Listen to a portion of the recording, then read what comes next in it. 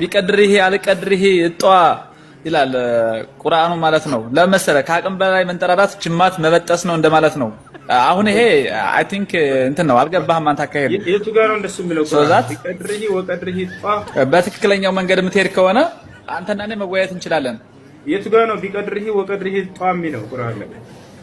አዎ ይኸውልህ ካላስወረድከኝ ነው የምልህ። ካላስወረድከኝ በስነ ስርዓት ካወራን አንተና እኔ እያንዳንዱ ነገር አስረዳሃለሁኝ። ስላንተ ስለራሱ ማለት ነው እያንዳንዱ ነገር ማስረጃ ጠየቀኝ አይደለ? የቱ ጋር ነው አንቺ ሲያራ አስተምርሃለሁ ስለራስህ ማለት ነው። ዮሐንስ ወንጌል ምዕራፍ 2 ከቁጥር 1 ጀምሮ ኢየሱስ ክርስቶስ የቱ ጋር ነው እናቱን አንቺ የሚላት ብለህ ጠየቀኝ። ማስረጃ ስጠኝ አልኩ። ማስረጃ ሰጠሁህ። አንብበው።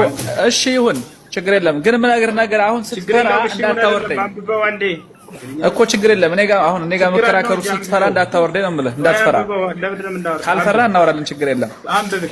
አም ዲፌንስ ዮሐንስ ወንጌል ምዕራፍ 2 ከቁጥር 1 ጀምረህ አንብበው። እኔ ማስረጃ አምጣ ስላልከኝ ሰጠህ። አንብበው።